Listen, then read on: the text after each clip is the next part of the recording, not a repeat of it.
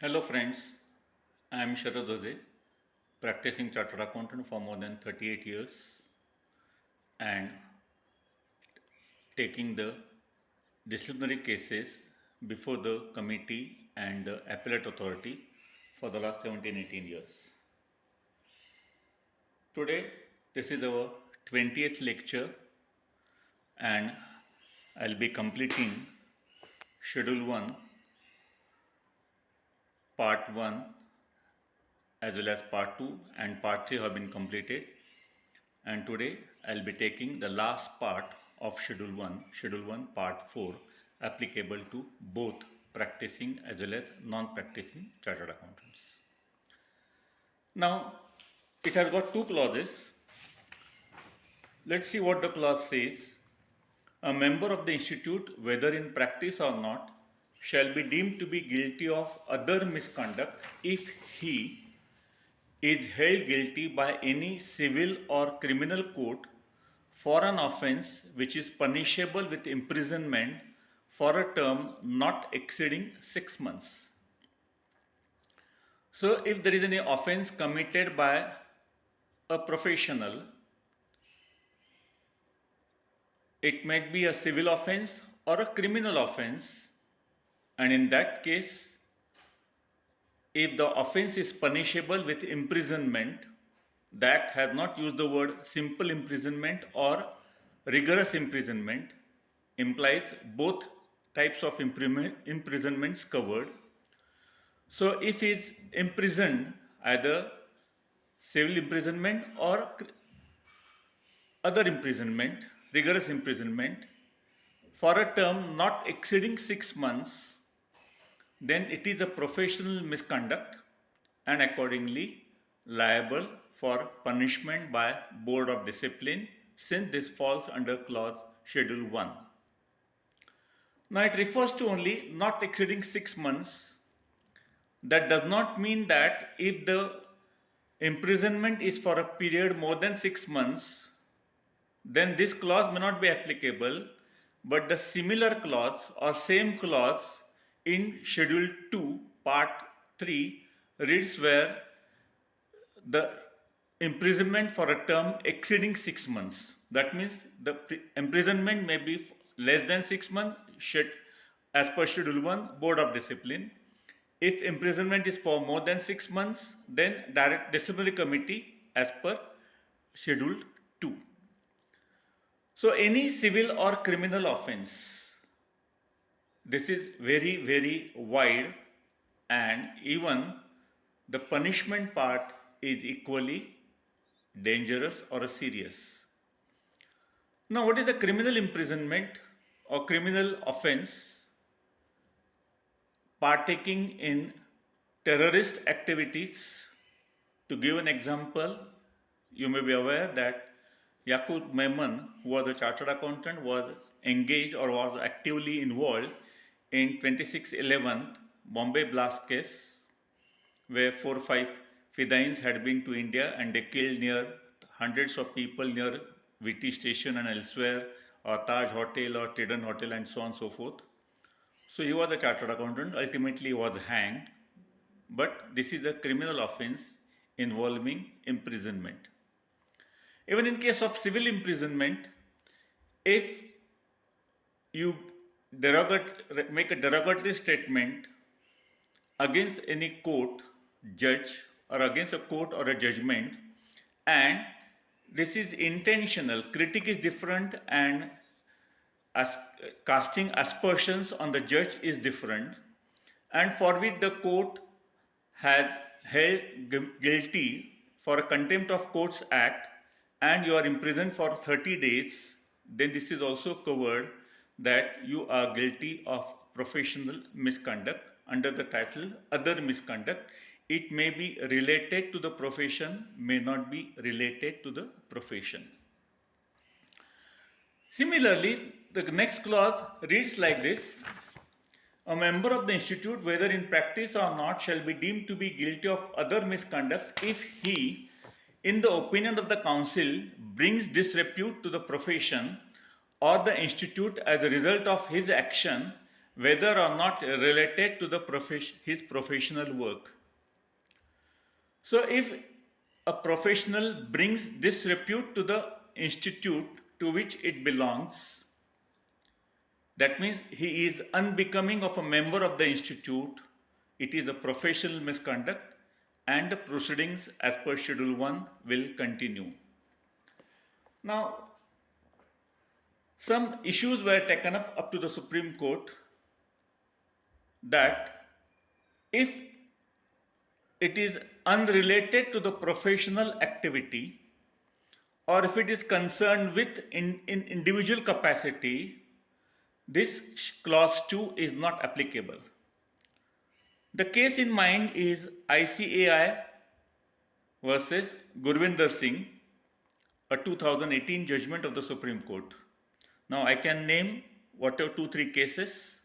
The names of chartered accountants will also be disclosed or will be told to you for the simple reason their judgments are in public domain. If anyone can Google it, if anyone can search it, you will get down the entire judgment. So there is nothing wrong in disclosing the name of a professional chartered accountant, because so far in all earlier cases I have given the instances, but I have never disclosed the names of the chartered accountants or other professionals for the simple reason it is not meant for public, whereas these being the judgments of the High Court and the Supreme Court, they are available in public domain. Now in Gurvinder Singh's case, what has happened? He has sold certain shares in the year 1919 of a public listed company to a person. However, he did not execute the transfer deed or the document so as to transfer the shares in the name of the buyer. And that continued up to 2014. That means almost for 15 years, though he has sold the shares were physically in the possession of buyer, but since the transfer deeds were not signed and the transfers were not recorded with the company, he continued to go on getting the dividends from that company. And that dividend he had not paid back to the buyer because he was the rightful owner of that dividend. So in the year 2015, ultimately in 2014, the shares were transferred after execution of transfer deeds. The complainant might have claimed dividends from the professional chartered accountant, which he probably refused, but simultaneously he filed a complaint with the institute and the institute has held him guilty.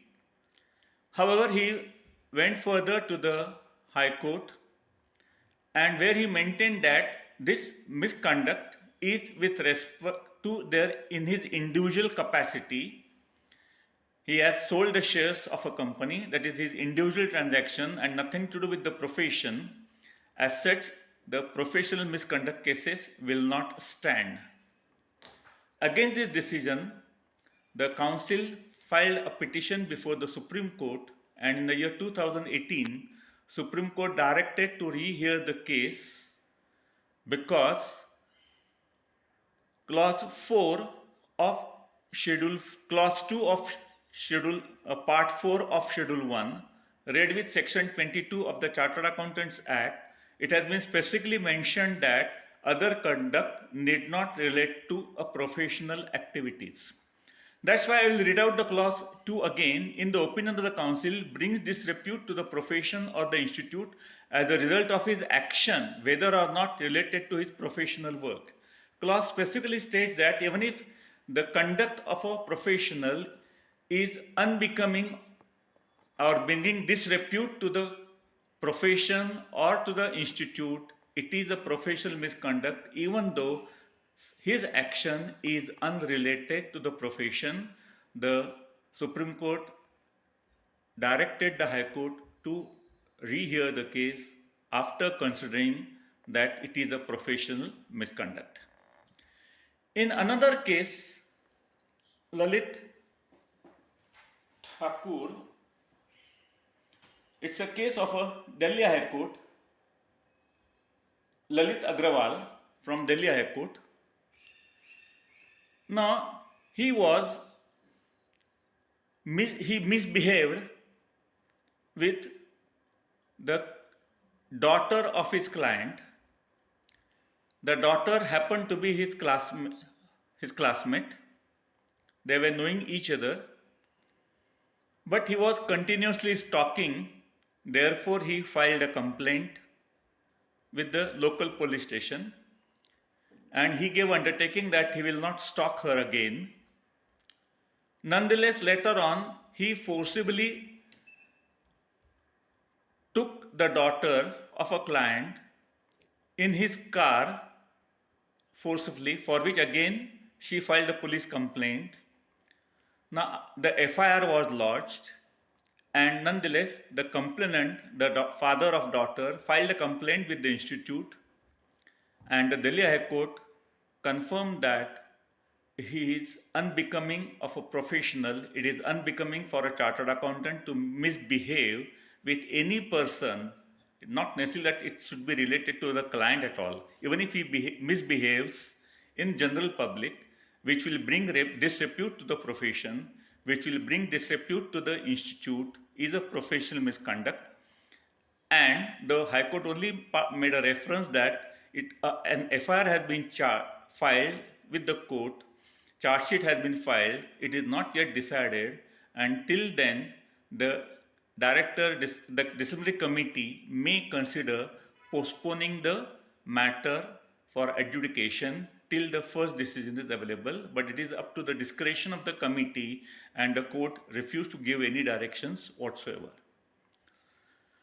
To give another example, which is a unique one, decided by the Gujarat High Court, wherein one person, P.C. Parekh, chartered accountant, wrote a book titled Tax Planning for Secret Income, into bracket, black money. So the institute was of the opinion that it will bring disrepute to the profession as well as disrepute to the institute, because by reading the book, the general public will will think that the chartered accountants help in converting black money into white money, or chartered accountant knows ways and means of converting black money into white money. So it will bring disrepute to the profession as well as to the institute, and director discipline initiated proceeding against him. He was found guilty. When he appealed to the Gujarat High Court confirmed that he is guilty of professional misconduct. So this clause 4 deals with two issues. If there is any civil or criminal offense involving imprisonment, whereas in clause 2, bringing disrepute to the profession or to the institute. So in clause 2, there is no imprisonment involved, there is no case, there is no charge sheet filed in the court, there is no court judgment. But still, if the institute feels that he is going to bring disrepute to the profession or to the institute, the director discipline can initiate proceedings. In both the clauses, they need not be related to the professional work. This is most important. So a professional, chartered accountant, cost accountant, or company secretaries, for all the three statutes, as I had told in the very first lecture, these two clauses are equally identical. Therefore, a professional should behave on the field, that is, in his office, in his profession, of the field. That means even if he is not in the profession, he is in his personal capacity, in his individual capacity, he has to utmost take care that he behaves properly and does not bring disrepute to the profession or to the institute. Otherwise, a person may lose his membership. If you like the video, kindly pass it on to those who are interested. Those who want to communicate with me, they can call me or they can write to me on sharadwazeytc@gmail.com. Kindly let me know your feedback, because that will give me encouragement for the next subsequent videos. From Monday, from next Saturday, we'll be starting with schedule 2, which is directly related to the profession, and I have got various examples to give which I had handled. Some of them I had already covered in the previous lectures. Thank you very much. Good day.